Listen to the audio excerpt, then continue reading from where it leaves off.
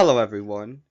Today we are going to be reading the next chapter of The Curse is Cute, a chicken nugget transformation saga. This chapter is called Say Cheese. A quick warning for this chapter. This chapter contains transformation, male to female TG, mind change, or identity debt. If you are sensitive to those topics, or are squeamish in general, then I would advise that you don't read this story or listen to this video. I will also like to thank Narwhal for making the original story on both Wattpad and DeviantArt. This story has 2,183 words. So, let's begin. October 3rd. Chester Borland wasn't the quietest of his brothers, just the one who stayed quiet the longest, which, in a family of 5 rampaging hippos, still counted as quiet. Chester Borland's brothers, Bo, Cole, Jace, Tanner, and Zane, 5 of them, stacked stair-step in age and volume, were the kind of children who broke windows on accident and doors on purpose. They put the row in Rowdy, the kind who left cleat marks in the kitchen table, tracked mud through the hallways, and could argue loudly and convincingly over nothing at all. In their house in Cedar Flats, Iowa, every wall had a dent somewhere. Every chair had been sat on too hard. Every doorknob was loose from someone slamming it. The Borland home wasn't a home. It was a demolition derby with a Netflix subscription. Chester, being the youngest, learned early that the trick to surviving the chaos was silence. If you stayed still, maybe they'd forget you were there. If you didn't speak, they wouldn't know where to aim. If you kept your thoughts folded neatly inside yourself, nobody could ruin them. So he kept his head down, and he drew. He'd been drawing since he could hold a pencil. Dragons, soft eyes, angels with cracked halos, demons curled like cats on his pillow. His notebooks were crowded with strange little creatures that didn't belong anywhere but paper. They made sense to him, even when the rest of the world didn't. At 18, Chester had grown into something stretched, thin, and wiry. A faint shadow tried its best to pass for a boy. Hood always up, eyes always down. Headphones clamped tightly enough over his ears, he sometimes forgot they weren't just a part of his body. The music was wall-to-wall glitch hop, lo-fi chiptunes, and a strange niche called ambient whalecore. Just static and whale song. They drowned out the house until it became a tolerable blur. And sometimes he hated his brothers. But mostly he hated that he didn't fit into them. The house itself, old and heavy, so full of history, felt like a mold that was trying to press him into the wrong shape. So he stayed in his room. The night before it happened, the air outside that had October sharpness that tasted like pennies and wood smoke. A cold front had moved in after dinner, and the house groaned with it. Boards creaking, pipes rattling, like bones. Downstairs, the football game on TV was so loud, it rattled his window. Somewhere on the other side of the wall, one brother was practicing guitar poorly, and another played Xbox and shouted into his mic. Chester was lying on his back and across his bed, a battered old manga open onto his chest, doodling a cracked halo angel into the margins. His lamp cast a faint yellow pool of light, making the rest of the room seem deeper and stranger. The room smelled like pencil shavings, headphone plastic, and dust. His sketchbooks were stacked in uneven towers under the bed, alongside of nests of forgotten socks and snack wrappers. Above his desk hung corkboard where he pinned drawings, scraps of lyrics, ticket stubs, and a single Polaroid of himself, age 7, holding up a crayoned dragon, smiling shyly into the lens. He stared at it sometimes, wondering what that kid had been expecting of him.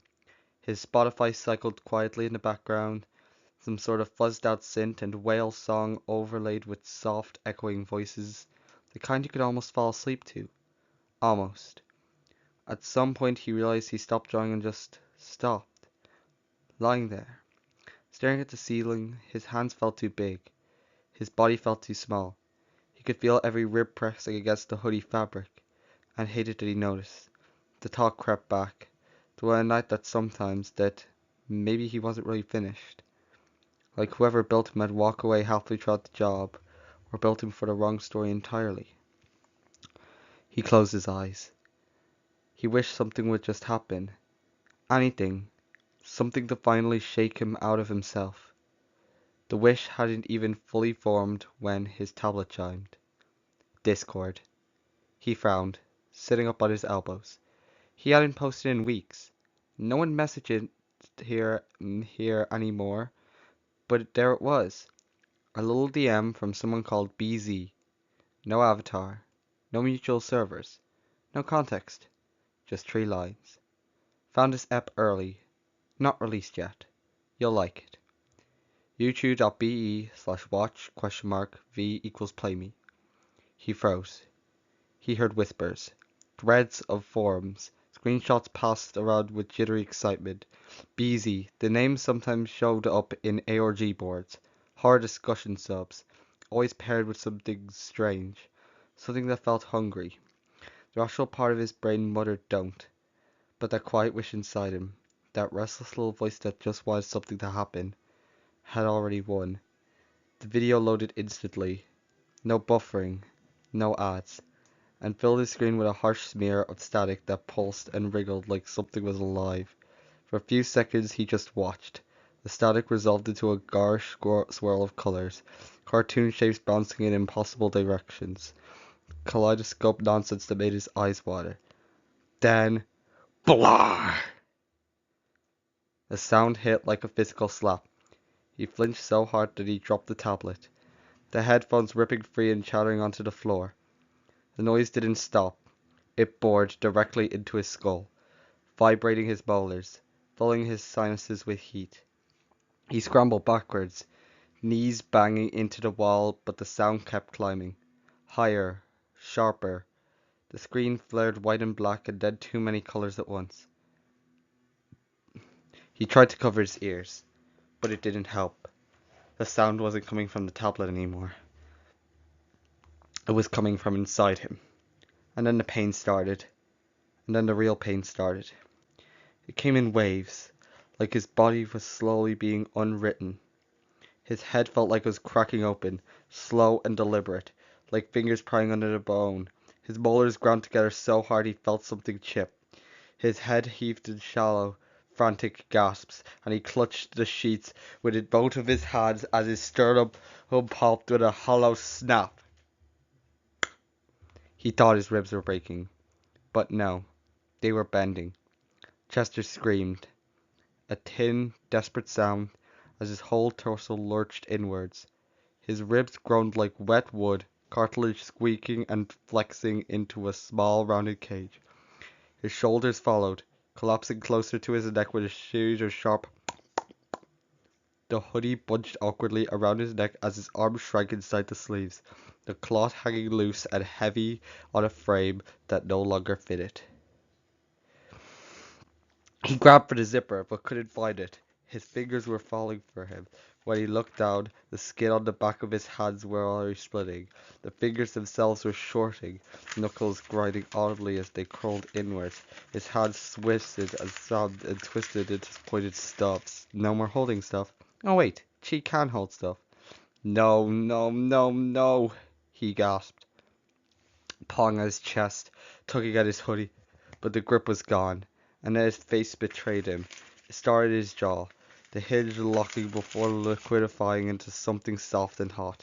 He felt the cartilage in his nose collapse as he heard a wet crunch as his canine teeth grew bigger, skin tugging tight over a skull that no longer felt quite his.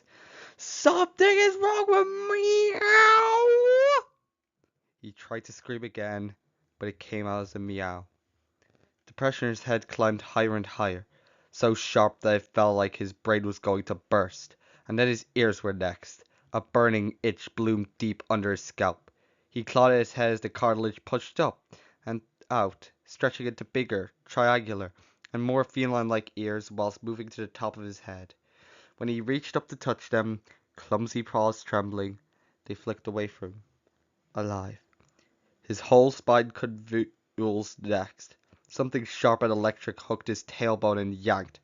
His vertebrae snapped and slid, grinding together in a sickening wave until a thick, furry tail unfurled from beneath his hoodie. Chester's hips followed, pelvis cracking as it ground smaller, his thighs softening and rattling, knees locking backward. His feet compacted as stubby pointy knobs.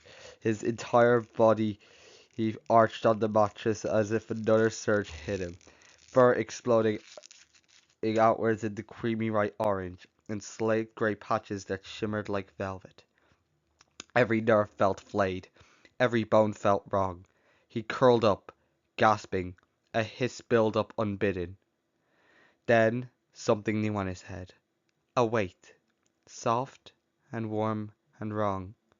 When he opened his iris had changed from brown to black, and his scalera had faded from white to translucent. His paw brushed the top of his head and met something round, smooth, a burger-shaped hat with a pickle on top. "Me want burger! Give me burger!" It pulsed when he touched it. A sharp burn flared low in Chester's body, heat pooling at his crotch until he doubled over in a glass. The sensation was restless, his manhood withering, dissolving like smoke, leaving only emptiness before something new bloomed in its place.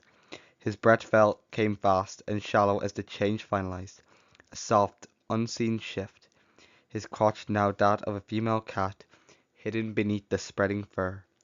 His voice followed, catching on a gasp before lifting higher, thinner, undeniably feminine. The sound also startled him, and also he got a bit older, like he's in his early 20s. A jolt of heat tore through his whole body. One fall, loud and triumphant, crackled the air as his last few inches of height evaporated, his body shimmering, flattening into a new 2D outline. And then it was over. Chester collapsed on all fours. His breath came in sharp, shallow gulps, and like a dream underwater, and because everything felt distance. His eyes caught movement. On the black glass of his dead tablet, a reflection shivered back. Not Chester. Not human. A small calico cat stared at her, cheeks round and soft, fur patched in warm oranges, creamy whites and gentle greys. Atop her head sat a burger-shaped cat, the little pickle antenna standing like a flag. Her eyes, bright and full of innocent wonder, blinked once. Cheeseburger. Here, kitty, you can has cheeseburger. For a long, dizzy moment, she crouched there, trembling.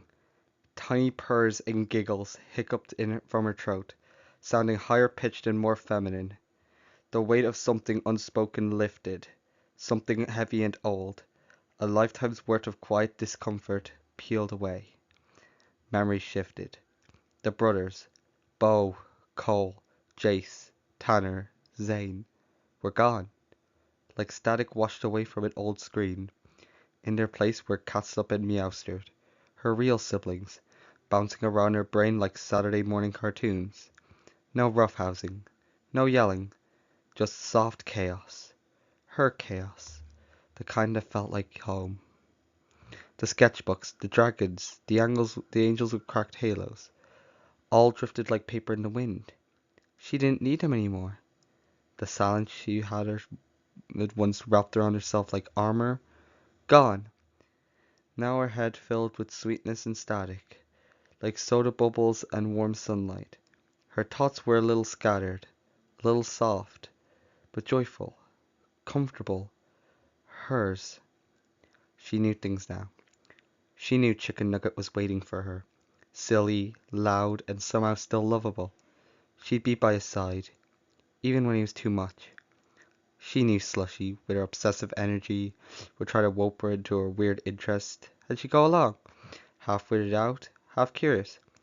She'd take care of Sody Pop when he needed it, make sure he didn't have a short circular spill again. And yeah, ice cream still scared her, A lot. But she'd deal. She knew she didn't sparkle like Slushy. She wasn't fearless or flashy.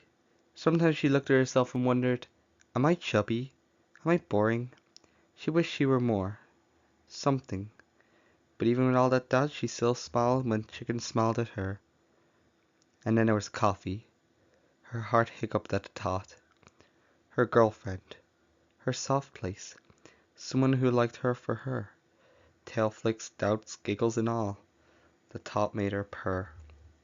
She was a kind feline. Ordinary maybe. But real. The kind who got caught up in other people's chaos and was just happy to be here. A swirl of color. Bubblegum pink, orange creamsicle, marshmallow white. Bloomed at the foot of her bed. Curling upward like candy smoke. Thick and inviting. Cheeseburger rose up on stubby legs, waddled to the edge of the bed, and peered down into it. It pulsed. She giggled, high and defined, and let herself fall forward. The swirl yawned wide and swallowed her whole into a burst of sweet fizzy light. When it cleared, the room was empty, and Chester Borland was no more. I would like to thank you for sticking to the end of this saga. Make sure to subscribe to see more, and goodbye.